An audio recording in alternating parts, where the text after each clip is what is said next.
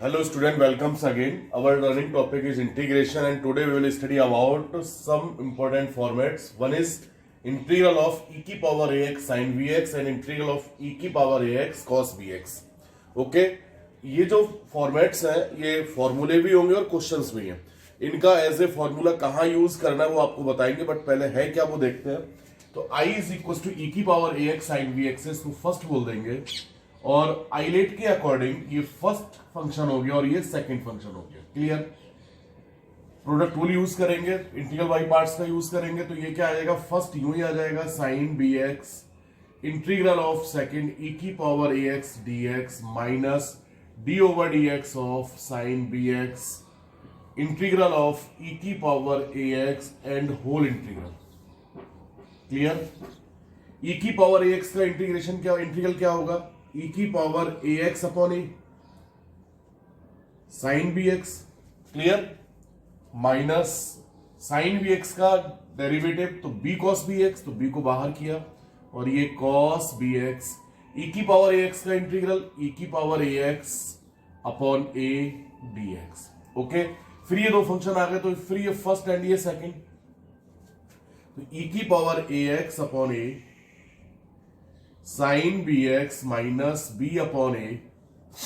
वापस product rule लगाएंगे, integral by parts का यूज करेंगे तो ये first function cos b x integral of this तो ई की power a x upon a minus इसका डेरिवेटिव तो minus cos sine b x होगा बेटा, तो माइनस माइनस प्लस बी को बाहर किया और ये साइन बी एक्स ई की पावर ए एक्स का इंटीग्रल तो ई की power a x upon a d x. Okay, अब आपने देखा ये फिर रिपीट हो गया यही.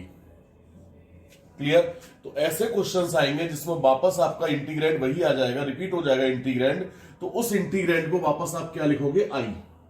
तो from first this is equal to I और आई की ही वैल्यू चाहिए अपन को, तो आप यूं लिखेंगे आई इज इक्वल टू ई की पावर ए एक्स अपॉन ए. जब इंटीग्रेंड रिपीट हो जाए तो उसको वापस आई लिखना, ये ध्यान रखेंगे. ऐसे कई सारे क्वेश्चंस बनेंगे. साइन बी एक्स माइनस से मल्टीप्लाई करते चलिए बेटा, तो ये b upon a square e की power a x cos b x minus b square upon a square I. Clear.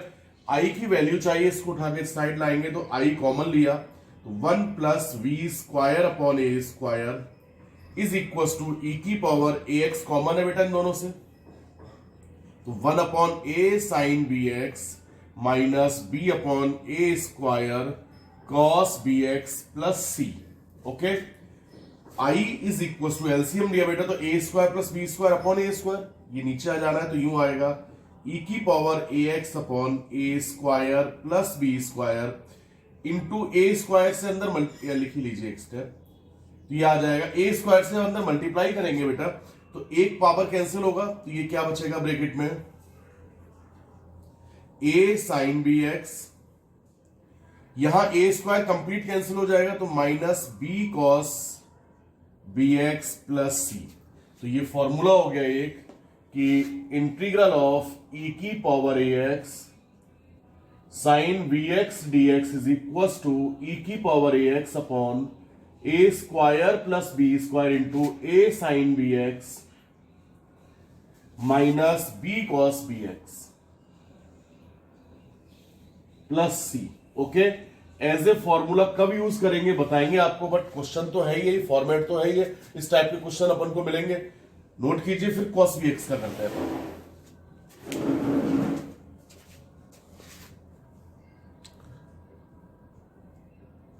बेटा. फिर नेक्स्ट है ई की power a x cos b x, तो ये फिर आइलेट के अकॉर्डिंग फर्स्ट और ये सेकंड. प्रोडक्ट रूल अप्लाई करोगे तो first function cos b x integral of e की power a x minus d over d x of cos b x into integral of e की power a x और फिर whole integral. तो ये तो e की power a x upon a cos b x minus cos b x का बेटा minus का साइन बी एक्स, तो ये माइनस माइनस प्लस और ये बी साइन बी एक्स और ई की power a x upon a d x. फिर ये दो फंक्शन आ गए, फिर ये फर्स्ट एंड ये सेकंड.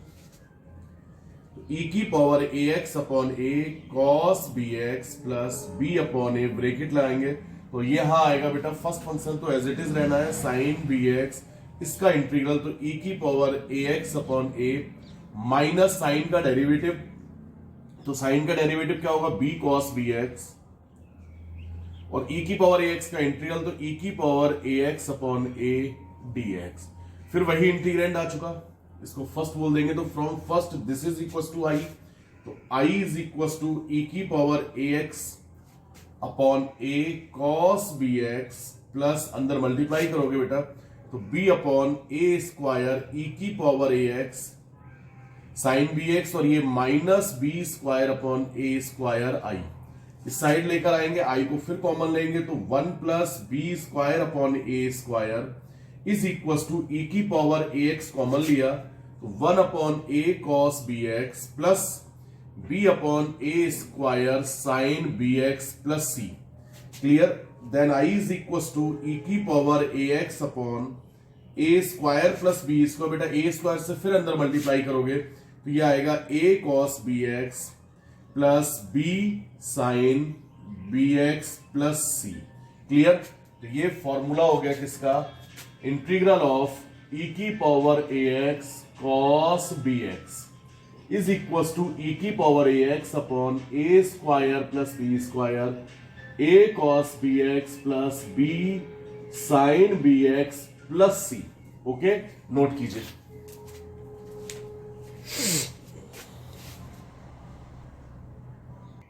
बेटा इन फॉर्मूलों को लर्न कैसे करना है तो थोड़ा सा ट्रिक याद रखोगे। ई की power a x sine b x, ई की power a x cos b x में ई की power a x upon a square plus b square, ए बोले तो ई की पावर में एक्स का कोएफिशिएंट, बी बोले तो साइन में एक्स का कोएफिशिएंट, ये ध्यान रखेंगे। यहां पर भी ये तो सेम ही है बेटा, a square plus b square into, अब ये साइन का फॉर्मूला इस तरह से याद रखोगे और ये कॉस का फॉर्मूला है, तो साइन का फॉर्मूला है तो साइन का कोएफिशिएंट होगा वो ए होगा, ए साइन का कोएफिशिएंट होगा minus b cos b x plus c, और जब कॉस का फॉर्मूला है तो ए कॉस का कोएफिशिएंट होगा ए कॉस बी एक्स, ये पहले आता है ना, तो कॉस का फॉर्मूला है तो ए कॉस का कोएफिशिएंट, और माइनस की बजाय बस प्लस हो जाना है b sine b x plus c. तो इस तरह से थोड़ा सा ट्रिक के साथ याद रखेंगे तो ये फॉर्मूले याद रहेंगे अपन को, क्लियर। अब बात आती है कि इनको एज ए फॉर्मूला कब यूज करना है। अब जैसे मैं आपसे कहूं नॉर्मली कोई क्वेश्चन आया ई की पावर 3x साइन 4x, इसको सॉल्व कीजिए, तो ये तो स्टैंडर्ड कंडीशन पहले से दे रखी है अपन को, तब तो इसको पूरा एक्सप्लेन करेंगे जैसे अभी किया था, क्लियर। जैसे इसको ड्राइव किया उसी तरह से इसको कंप्लीट सॉल्व करेंगे। बट अगर ये स्टैंडर्ड पोजीशन किसी क्वेश्चन को सिंप्लीफाई करते समय आ जाए तब इसको एज ए फॉर्मूला यूज करेंगे, देखेंगे क्वेश्चन अभी काफी।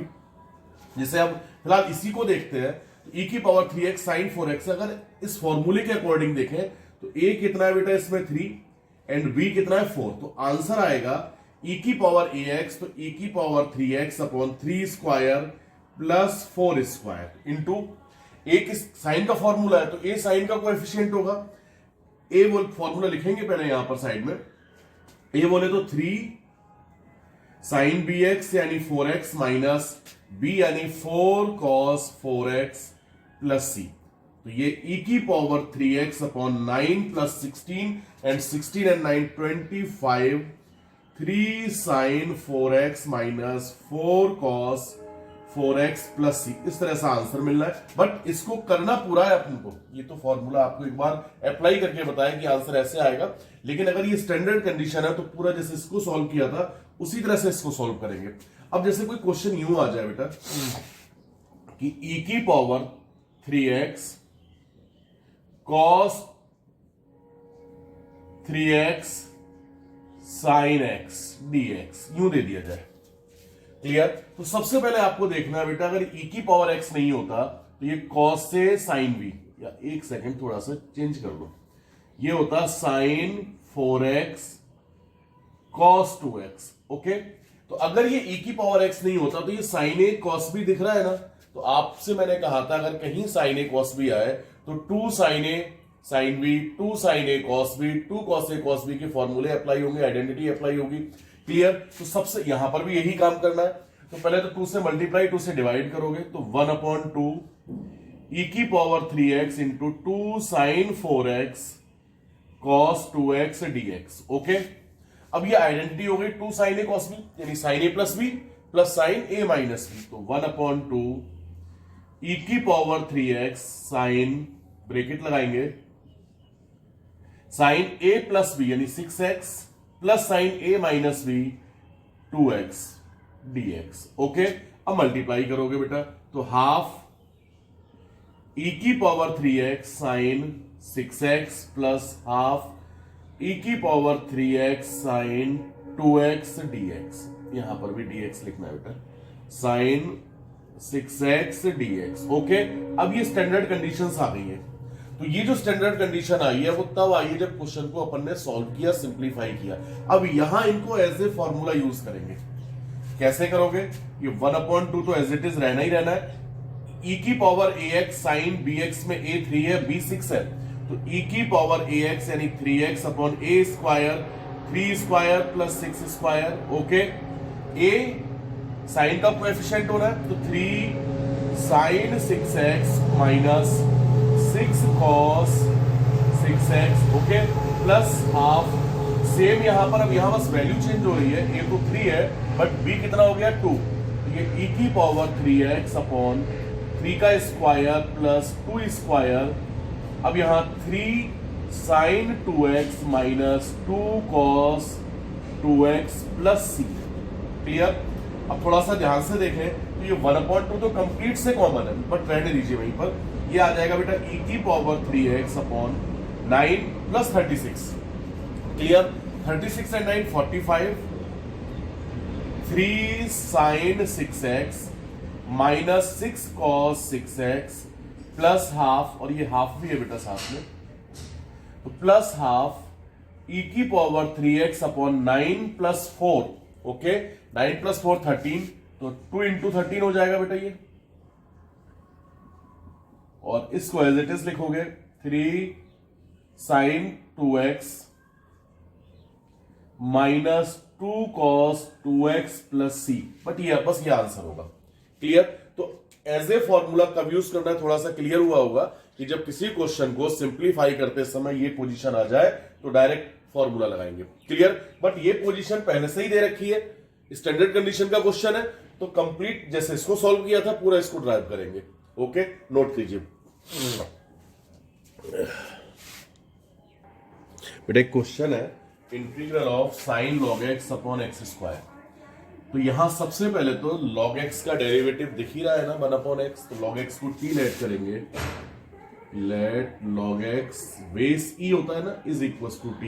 देन ये भी जानते हो बेटा x is equal to e की पावर t, तो 1/x dx is equal to dt।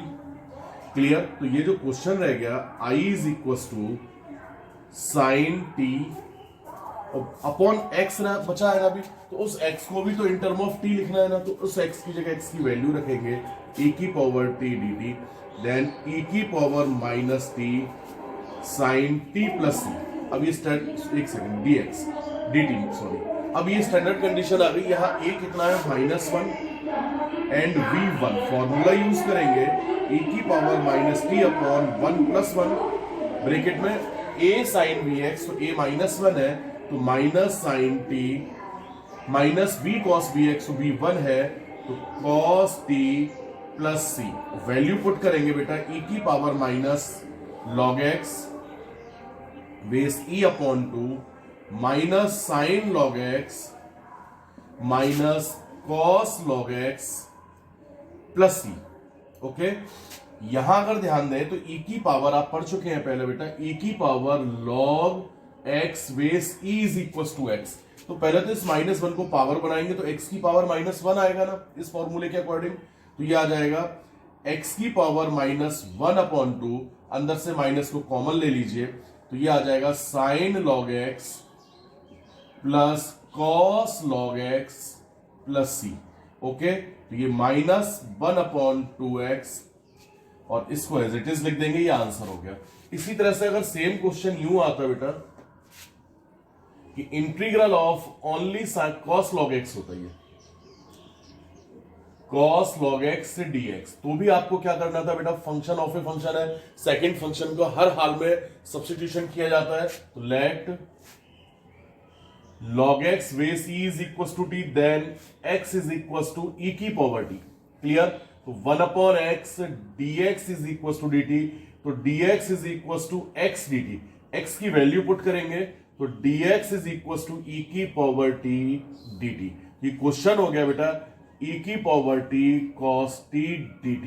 अब सीधे सीधे फॉर्मूला यूज कर देंगे, a 1 हो गया और b भी कितना है, 1 है। तो फॉर्मूला क्या आएगा, चलो मैं लगाता ही हूं, e की पावर ax यानी e की power t upon 1 square plus 1 square. अब एक इसका कोएफिशिएंट होगा cos का, तो cos t माइनस की बजाय प्लस होना है यहां पर, और प्लस b sin t, तो b भी 1 है, तो sin t plus c। t की फिर वैल्यू पुट करेंगे तो e की power log x base e upon 2 cos log x plus sin log x plus c।